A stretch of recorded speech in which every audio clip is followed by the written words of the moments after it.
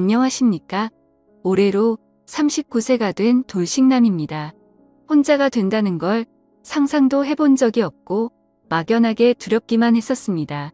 그런데 요즘은 이혼을 앞두고 있던 때보다 더 즐겁고 더욱 더 피곤하게 잘 살고 있네요. 혼자가 된 지도 벌써 3년째입니다. 전처는 제가 일에만 열중하고 가정에 소홀했으니 제 잘못이라고 했지만 아직도 그게 제 잘못인지 모르겠습니다. 퇴근하고 나면 아내가 집에 없는 날도 잦았습니다. 전업주부였거든요.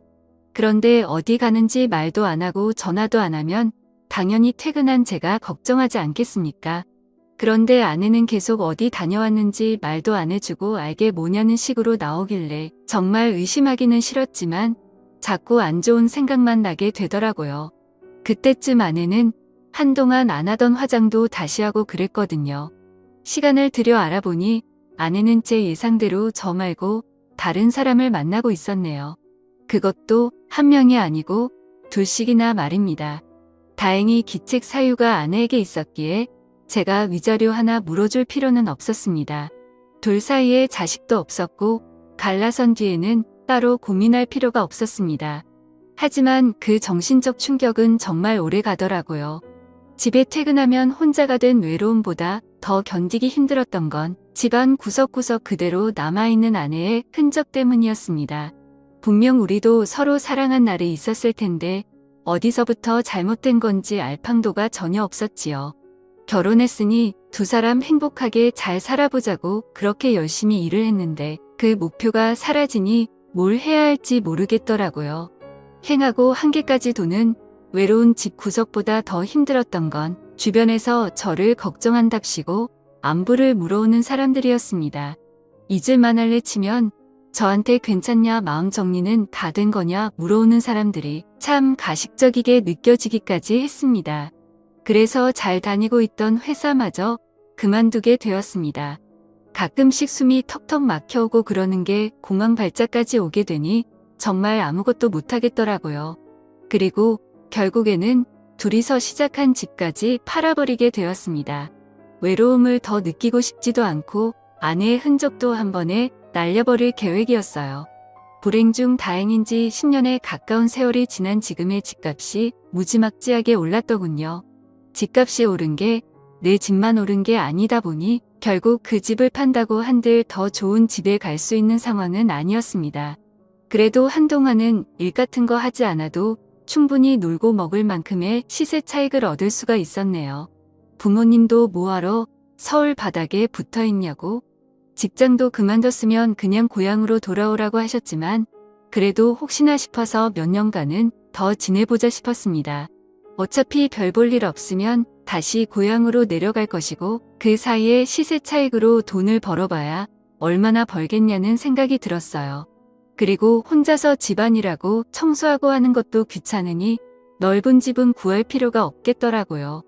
그래서 그냥 적당한 위치에다가 원룸 월세방을 구하게 되었습니다. 아파트에 비하면 아내와 제가 쓰던 안방만도 못한 사이즈의 원룸이었지만 마음마름은 오히려 치유되는 느낌이 들어서 참 좋았네요. 혼자 살게 되면서 편한 점도 많았지만 가장 불편했던 건 바로 식사였습니다. 그래도 전처가 밥 하나만큼은 잘 차려줬거든요. 그때는 인스턴트 같은 건 생각도 못하고 집밥을 먹었는데 지금은 인스턴트가 거의 주식이 되어버렸습니다. 대부분의 식사는 편의점 도시락으로 때우거나 전자레인지로 데우기만 하면 되는 즉석식품들 위주로만 식사를 챙겨 먹게 되었어요.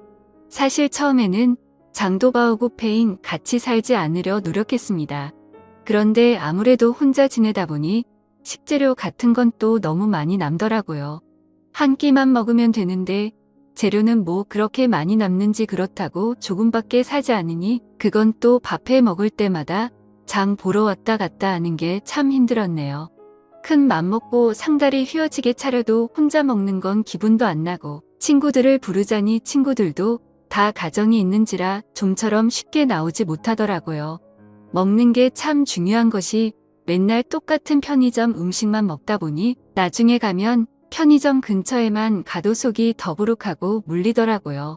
애초에 집까지 팔아치우고 혼자 지내게 된 게 아내가 떠났다고 해서 패인 같이 지내지 말고 잘 지내보자고 그런 건데 오히려 무기력함은 그때보다 더 강하게 저를 괴롭히기 시작했습니다.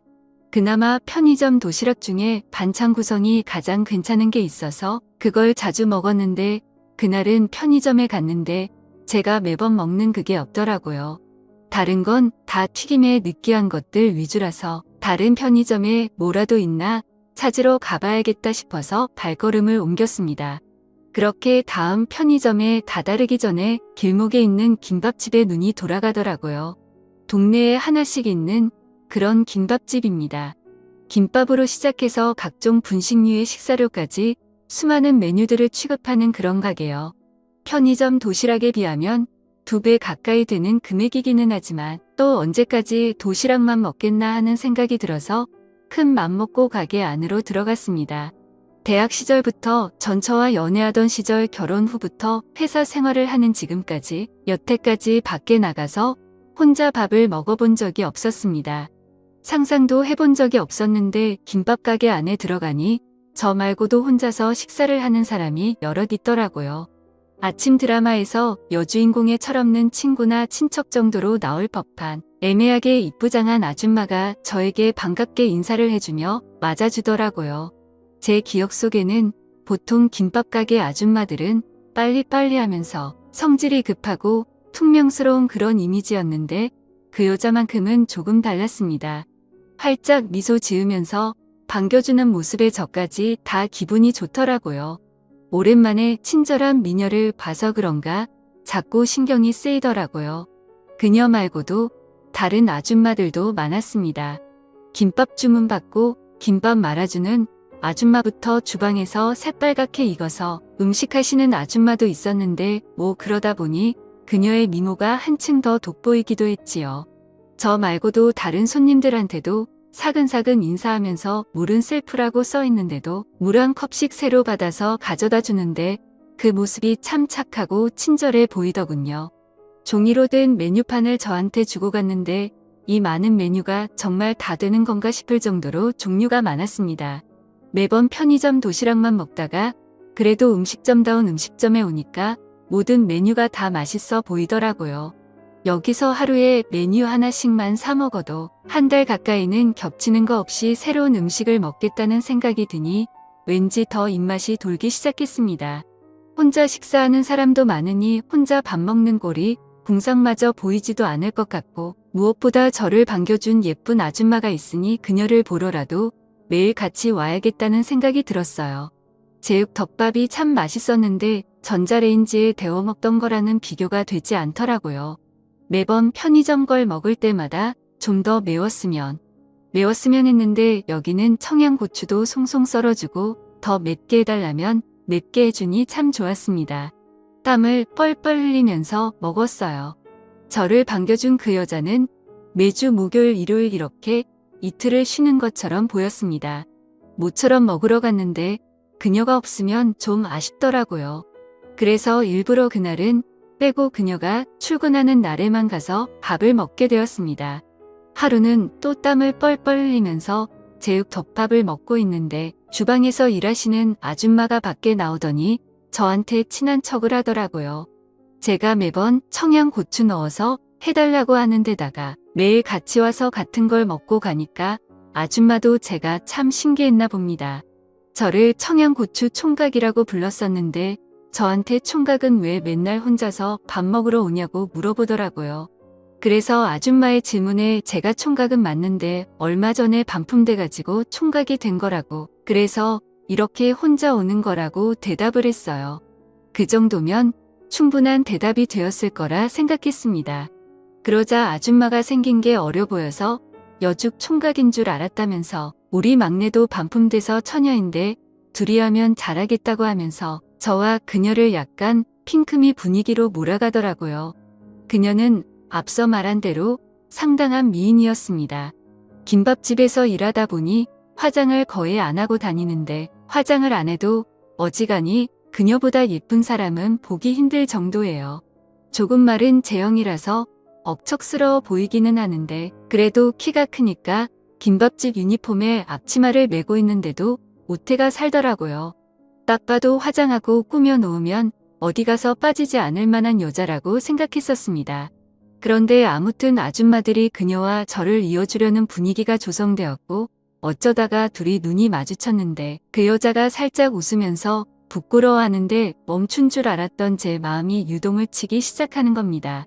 혼자가 된 지도 꽤 오래되기도 했지만 그녀가 그동안 보여준 친절함과 예쁜 미소가 알게 모르게 제 스스로 그녀에게 빠져들게 만들고 있었던 것 같네요. 나중에 알고 보니 아줌마들은 제가 그녀가 일하는 날만 골라서 오는 걸 눈치채고는 그녀와 저를 애초에 이어줄 생각을 가지고 있었나 봅니다. 다 티가 났었나 봐요. 그래도 둘 다 한번 다녀와 본 사람이라고 그냥 저냥 대화를 나누는데도 그녀와 저 사이에 묘한 공감대가 형성이 되어 있고 대화도 잘 통했습니다. 그 뒤로부터는 제가 식사하러 오면 그녀는 일을 하다 말고 그냥 제 앞에 마주 앉아서 제가 밥 먹는 걸 지켜봐줬습니다. 반찬이 모자라면 김치와 단무지뿐이지만 새로 가져다주고 물컵이 비면 물도 채워줬습니다. 저는 점점 그녀에게 빠져들게 되었지요. 그러던 어느 날도 평소처럼 밥을 먹으러 김밥집으로 향하고 있던 날이었습니다. 보통 가게가 통유리로 되어 있잖아요. 그래서 길 건너편에서도 가게 안쪽이 보이는데 그녀가 창가 쪽에 앉아 있더라고요. 괜히 기쁘게 빨리 가야겠다 싶었는데 그녀 맞은편에 저 말고 그녀 또래의 남자가 앉아 있는 겁니다. 그녀의 얼굴에는 미소가 가득 차 있었고 무엇보다 그녀가 마주 앉아 있는 남자의 빗물컵에 물을 채워오는 모습을 보게 된 거죠. 그때 당시 그녀와 저는 묘한 기류가 흐르긴 했지만 아무런 사이도 아니었는데 괜히 그녀가 전처가 제게 그랬던 것 마냥 저를 배신했다는 느낌을 받았습니다. 온몸이 부들부들 떨리고 그 자리에 서 있을 수가 없더라고요. 그렇게 발길을 돌려서 집으로 돌아왔습니다. 그날 이후로 저는 김밥집에 발길을 끊었습니다. 괜히 그 여자와 다시 새로운 삶을 꿈꾸려 했던 제가 다 바보 같다는 생각이 들었어요. 저는 그냥 그녀가 친절하게 대해주는 여타 다른 손님들과 다를 바가 없는 사람이었는데 저만 특별하다고 생각했던 거였으니까요. 하지만 또 편의점 음식을 먹고 싶지가 않더라고요.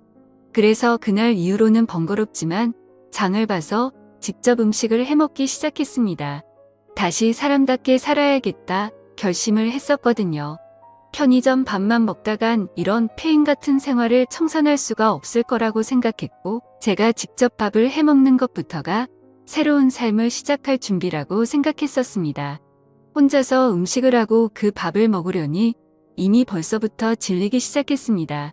제가 요리를 잘 못하는 것도 있지만 이미 음식을 하면서 그 과정에 질려서 식욕이 뚝 떨어지더라고요. 제가 음식을 해도 괜찮으니 같이 먹어줄 사람 한 명이라도 있었더라면 하는 생각이 마구마구 들었습니다. 요리 솜씨는 조금 나아졌을지언정 밥 먹는 재미를 점차 잃어가고 있던 어느 날이었습니다. 이 메뉴 저 메뉴다 해보다가 갑자기 김밥집에서 먹던 제육덮밥이 생각나서 그걸 한번 만들어 먹어볼까 하고 장을 보러 나갔어요. 한참 고기는 어디 부위를 쓰는 게 맞는 건가 하면서 포장된 고기를 보고 있는데 누가 제 등 뒤를 쿡 지르더라고요. 고개를 돌린 곳에는 김밥집의 아름다운 그녀가 제 뒤에 서 있었습니다. 처음 제게 보여줬던 그 미소를 보여주면서 제게 인사를 건넸어요. 요즘 바쁘냐면서 통각에 오지를 않으신다고 무엇이 있는 건 아니냐며 저를 걱정해 주더군요. 전처가 제게 그랬던 것처럼 뻔뻔하게 거짓말을 하고 있는 것 같아서 괜히 화가 났습니다. 사실 그녀가 잘못한 건 아무것도 없는데 그동안의 외로움과 제 과거의 트라우마가 교차하면서 아무 잘못도 없는 그녀에게 화를 내기 시작했죠. 그때 그 남자하고는 잘 돼가고 있냐 빈정거리면서 저 말고도 남자가 많아 보이는데 저까지 신경 쓸 결의를 있냐고 빈정거렸습니다. 그런데 그녀는 제가 무슨 말을 하는지 전혀 몰라 하더라고요. 오히려 빈정거리는 저를 무시해버려도 되는데 그녀는 오해가 있는 것 같다면서 제가 무슨 말을 하는 건지 모르겠다 하더라고요. 그래서 제가 얼마 전에 가게에서 다른 남자와 마주 앉아서 밥을 먹지 않았냐고 저 말고도 작업권은 남자가 많은 것 같은데 저는 직업도 없고 아무것도 없는 백수니까 그 번지르를 한 사람하고나 잘해보라고 말했어요. 그건 제 오해가 맞았습니다. 그녀는 그저 보험 설계사로 찾아온 손님과 이야기를 나눈 것이고 물을 떠다 준 게 아니라 믹스커피 한 잔을 가져다 준 거라고 설명했어요. 그녀는 저 말고는 일하는 시간에 같이 마주 앉아서 식사를 하는 사람은 저밖에 없다고 하는 겁니다. 다른 아줌마들이 저랑 그녀를 이어주기 위해서 그것만큼은 특별히 허락을 해줬던 거라고요. 그리고 그녀도 제가 싫지 않아서 제가 식사할 때면 마주 앉아서 반찬도 가져다 주고 물도 떠주고 한 거였는데 오히려 그녀는 제가 말도 없이 가게를 찾아오지 않아서 자기를 가지고 눈꽃만 생각해서 마음 아파하고 있었다고 하는 겁니다. 그러더니 그녀는 가게에 전화를 걸더라고요. 이만 퇴근해도 되냐고 물어보고는 그 남자랑 같이 있다고 하는 거 보니 저를 만났다고 말하는 것 같았습니다. 잠깐 아줌마들이 음료수가 먹고 싶다고 해서 사러 마트에 온 건데 지금 본 대로 퇴근했다고 말하고 오랜만에 둘이 식사나 하러 가자고 하더군요. 그러다 그녀가 카트 가득히 쌓여있는 식재료를 보고는 그러면 그동안 가게에 안 오고 혼자서 밥을 해 먹은 거냐고 물어보더라고요. 그래서 그렇다고 말하고 오늘은 사실 제육 덮밥을 따라 만들어 먹어보려고 했다고 말을 했어요. 그러자 그녀가 그러면 나가서 괜히 돈 주고 사 먹지 말고 자기가 직접 솜씨를 발휘해 보겠다고 말하고 저도 집에서 가끔 만들어 먹을 수 있게 방법도 알려준다고 하는 겁니다. 그렇게 정신을 차리니까 그녀가 제가 혼자는 집까지 따라왔더라고요. 그렇게 반품된 남자와 여자가 서로에게 관심을 가진 채 단 둘밖에 없는 공간에 들어오게 된 겁니다. 이후에는 말하지 않아도 무슨 일이 일어났는지 다 아실 거예요. 비좁아 터진 원룸에서 정말 불같이 눈이 맞아서 서로의 마음을 확인했습니다. 그리고 마치 아내가 된 듯이 그녀는 부엌에서 저를 위해 음식을 만들고 있었습니다. 그 모습은 정말 사진으로 찍어두고 싶을 정도로 보기 좋았어요. 가게에서는 서빙만 하는 줄 알았는데 요리도 곧잘 하더군요. 언제 고기를 뒤집어야 하는지 불맛을 내려면 언제 어떻게 뒤집고 재료를 언제 넣어야 하는지 이런저런 설명을 해주면서 제가 사온 재료들을 활용해가며 저희 냉장고를 꽉꽉 채워줬습니다. 6가지 음식을 다 해버리고 나니 그녀도 녹초가 돼가지고 제 옆으로 다시 눕더라고요.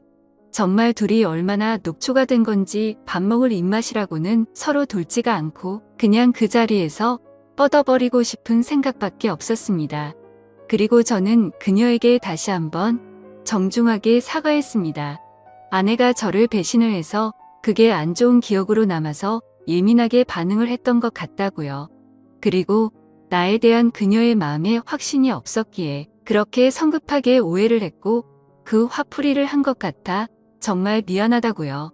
그녀는 저한테 사과할 필요 없다고 그녀 또한 그녀와 제가 한참 좋았는데 제가 찾아오지 않아서 혹시 전처와 재결합을 했을 거라고 생각해서 마트에서 말을 걸기 어려웠다고 말을 했습니다.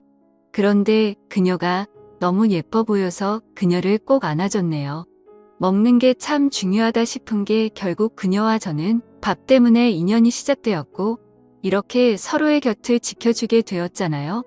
그때 제가 편의점에서 아무거나 사 먹었다면 그녀와는 지금 그 어떤 인연도 없었을 겁니다.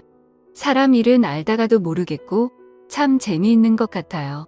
그녀나 저나 다시는 사람을 믿지 못할 거라 생각했는데 이렇게 또다시 서로의 등을 지켜주는 인연이 되었습니다.